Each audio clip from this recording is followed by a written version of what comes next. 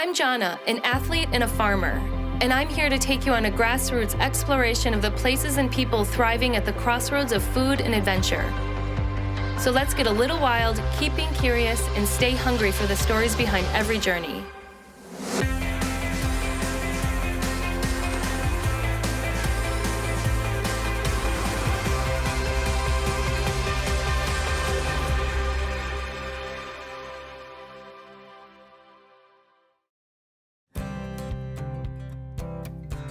For athletes and outdoor enthusiasts, the Rockies are an endless source of adventure. And stretching east from these majestic mountains is America's Farm Belt. Where you might see a contrast, I came to Colorado to find the connection.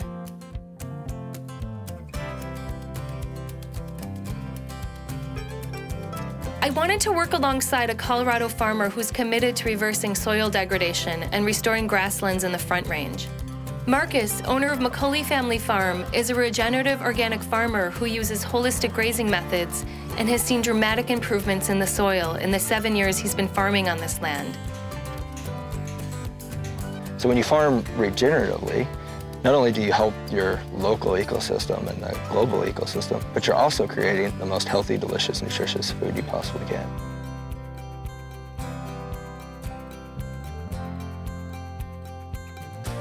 These soil systems they're broken, and you see this crusting, right? This capping here.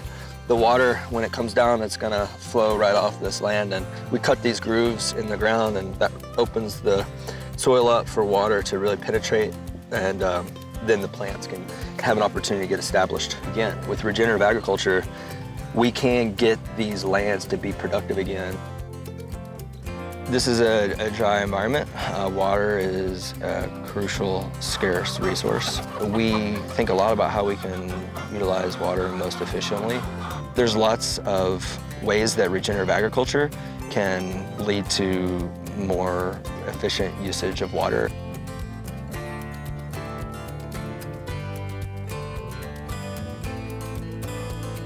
Quite an intricate system of ditches and reservoirs now that are up in the mountains that hold the water, and it comes from the snowpack and the reservoirs. So this is our portion of the left-hand ditch. It's been here since the 1850s, late 1850s. I ordered this water yesterday around noon. Wait, so you have to order water? Yeah, get online and put in my order, and if everything is going correctly upstream or up ditch from us, then our water should arrive here around noon the next day.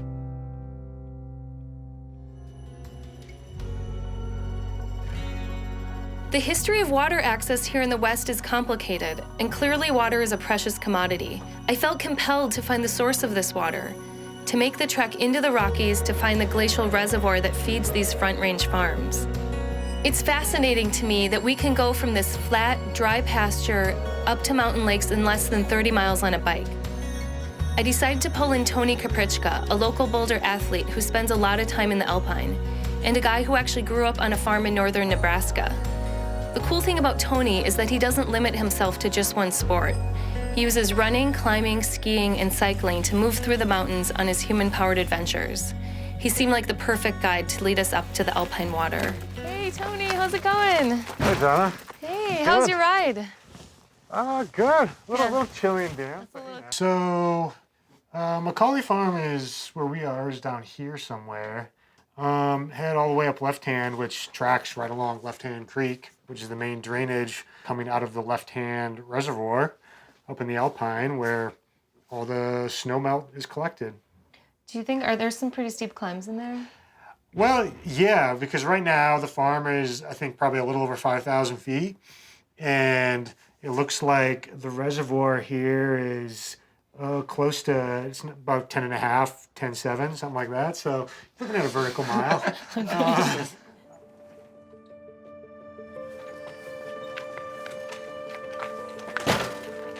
So 30 miles to the reservoir. Okay.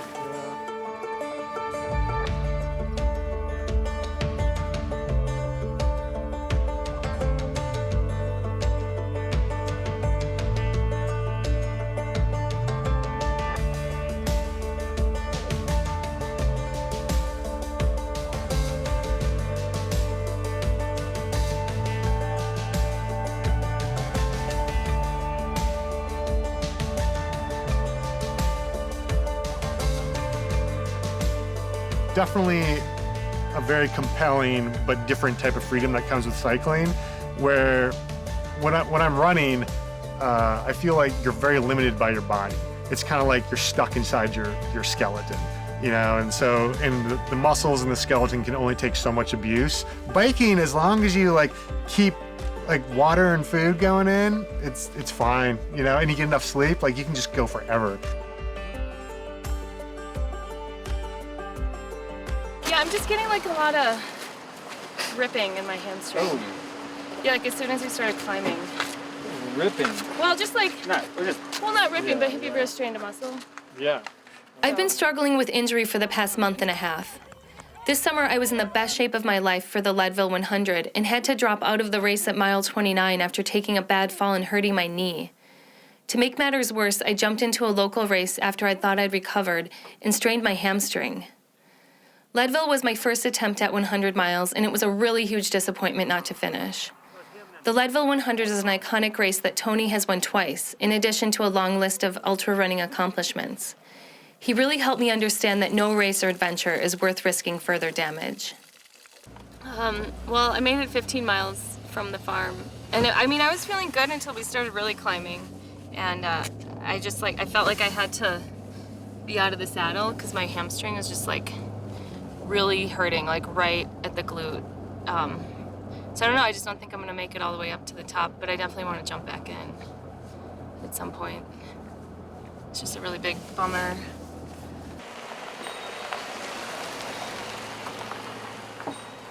I'm gonna get back on the bike and go out with you guys. I just want to see this section here. Okay. How much do you think we have left to go up? Probably 4 or 5 miles till we get to the reservoir. Okay. I think I can do it.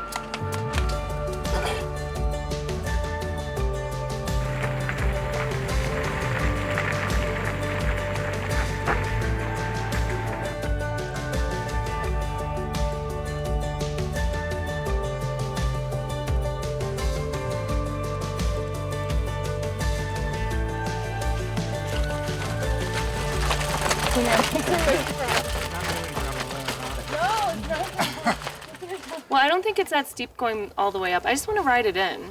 Yeah, this last part looks smoother too. Okay. Finish it right. Yeah, I feel like I kind of like flunked this mission. Jonnah Redemption tour in the last, Yeah, last section.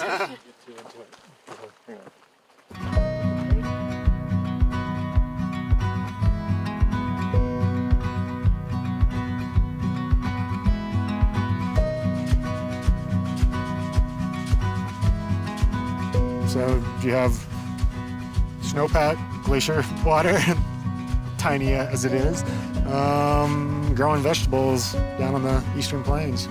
So what you're saying is it goes from Isabel Glacier into Lake Isabel, into Left-Hand Reservoir, and then Left-Hand Creek, and then it splits off into the ditches and then makes it to Marcus's farm. That kind of blows my mind. Yeah, that we're all the way up here, and it makes its way all the way down there, just naturally with gravity. Right. Looking forward to gravity. This was a rough adventure for me, but I'm so grateful for the time I got to spend out there with Tony and Jesse. After a long day up in the mountains, we were ready to head back to the farm and refuel with a big dinner at McCauley Family Farm.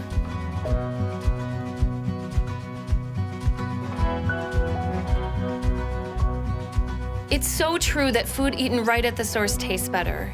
Marcus smoked pork and chickens from his farm, we cooked up some of his neighbor's vegetables, and topped it off with potatoes from our farm. It was so inspiring to enjoy a farm dinner with a new group of friends who, like me, are committed to eating what's available locally, lifting up communities, and restoring small-scale agriculture.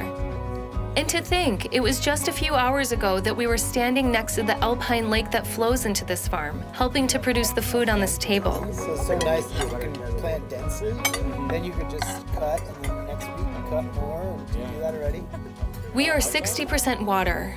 When I look at this landscape, I can see the water in the soil, in our food, and in myself. Every bite of food we take has a story. That's why I'm so excited to take Eat Local, Run Wild to more regions, to tell the stories of local food systems and the adventure athletes they nourish.